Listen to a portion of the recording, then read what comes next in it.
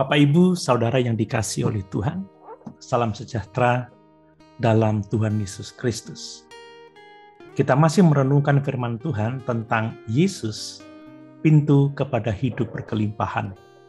Saya akan membacakan kembali untuk kita semuanya. Injil Yohanes pasal 10, ayat 7-10, demikian firman Tuhan. Maka kata Yesus sekali lagi, Aku berkata kepadamu, sesungguhnya akulah pintu ke domba-domba itu. Semua orang yang datang sebelum aku adalah pencuri dan perampok, dan domba-domba itu tidak mendengarkan mereka. Akulah pintu, barang siapa masuk melalui aku, ia akan selamat, dan ia akan masuk dan keluar dan menemukan padang rumput. Pencuri datang hanya untuk mencuri dan membunuh dan membinasakan. Aku datang supaya mereka mempunyai hidup dan mempunyainya dalam segala kelimpahan. Kita telah belajar bahwa Yesus adalah satu-satunya pintu bagi domba, dan semua orang lain yang mengaku sebagai pintu adalah pencuri dan perampok. Pada kesempatan ini, saya akan mengemukakan bahwa sebagai pintu, Yesus memberikan keselamatan, keamanan, dan makanan bagi siapa saja yang masuk melalui Dia. Yohanes 10 ayat 9, demikian firman Tuhan. Akulah pintu, barang siapa masuk melalui aku, ia akan selamat, dan ia akan masuk dan keluar dan menemukan padang rumput. Ada dua hal yang perlu kita perhatikan dari ayat ini.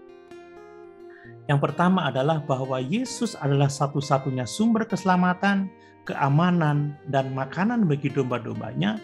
Dan yang kedua, berkat Yesus adalah untuk setiap dan semua orang yang masuk melalui Dia. Berikut ini saya akan mengemukakan bagian yang pertama, yaitu Yesus sebagai satu-satunya sumber keselamatan, keamanan, dan makanan bagi domba-dombanya. Yesus berkata bahwa siapapun yang masuk melalui Dia akan diselamatkan. Perhatikan frasa masuk dan keluar. Itu menggambarkan keselamatan. Dan menemukan padang rumput menggambarkan makanan yang disediakan oleh Gembala kita yang baik. Dalam konteks analogi domba, diselamatkan berarti melindungi domba dari pemangsa yang akan membunuhnya. Tetapi Yesus jelas memiliki gagasan tentang keselamatan rohani di balik kata-katanya. Seperti yang kita lihat dalam Yohanes pasal 3 ayat yang ke-17, Yesus mengatakan, sebab Allah mengutus anaknya ke dalam dunia bukan untuk menghakimi dunia, melainkan untuk menyelamatkannya oleh Dia. Seperti yang sering saya kemukakan, kita sering kali mengucapkan kata selamat tanpa memikirkan betapa radikalnya kata selamat itu. Jika saudara sendiri pada dasarnya merasa baik-baik saja, saudara mungkin akan menghargai nasihat yang bermanfaat atau sedikit dorongan, tetapi saudara merasa tidak perlu diselamatkan. Saudara hanya perlu diselamatkan ketika saudara tidak berdaya, tersesat, dan tanpa harapan. Saudara tidak perlu diselamatkan jika saudara baik-baik saja. Saudara hanya perlu diselamatkan ketika saudara tidak mampu sendiri untuk keluar dari situasi yang akan segera menyebabkan kematian saudara. Dalam istilah rohani, Alkitab dengan jelas mengatakan bahwa sebelum saudara percaya kepada Kristus, saudara sudah mati dalam pelanggaran-pelanggaran dan dosa-dosa saudara. Dengan demikian, saudara adalah apa yang Paulus sebut sebagai yang harus dimurkai oleh Allah. Dalam istilah Yohanes, murka Allah ada di atas saudara. Saudara berada di bawah penghukuman Allah yang adil atas dosa-dosa saudara.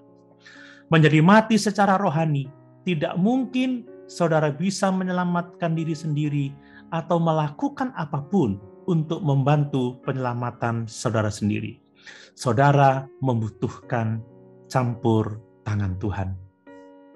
Itulah tepatnya yang Tuhan lakukan ketika Dia mengutus anaknya yang tunggal ke dunia ini. Yesus datang untuk mencari dan menyelamatkan yang hilang. Di kayu salib, Yesus menanggung murka Allah atas nama semua orang yang percaya kepadanya.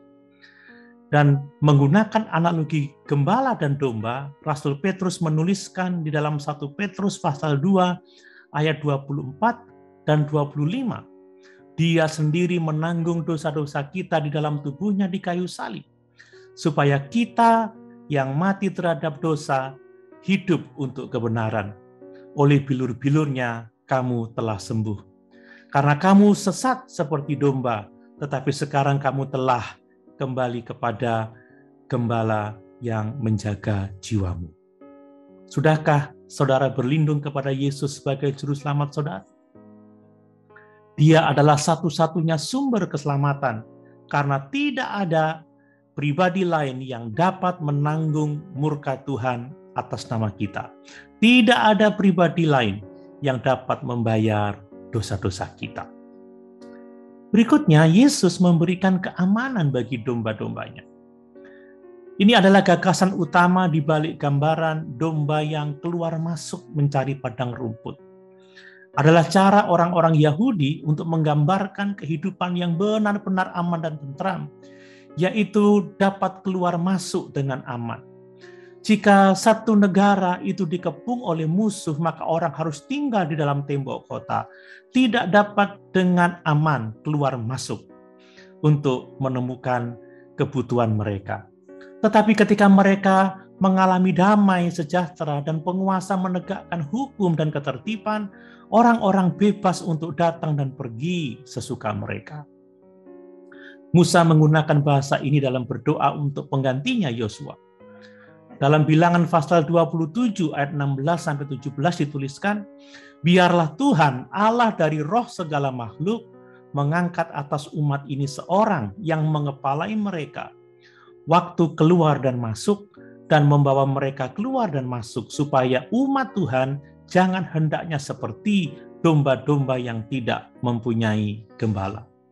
Jadi ketika Yesus, gembala yang baik, menjaga kawanan domba, mereka aman untuk masuk dan keluar dan menemukan padang rumput. Jadi gambaran rohaninya adalah jika saudara telah memasuki kandang melalui Yesus yang adalah gembala dan pintu, Yesus memberikan keamanan dan jalan yang baik. Dia menjaga semua jalanmu. Saudara dapat pergi ke padang penggembalaan yang kaya yang Dia sediakan dan masuk ke kandangnya yang aman sesuka saudara. Berikutnya, Yesus memberikan makanan bagi domba-dombanya. Inilah gambaran di balik padang rumput serta gagasan kehidupan yang berkelimpahan. Kehidupan yang berkelimpahan tidak menunjuk pada kelimpahan harta benda, melainkan kepuasan jiwa yang datang ketika saudara tahu bahwa Tuhan adalah gembala saudara.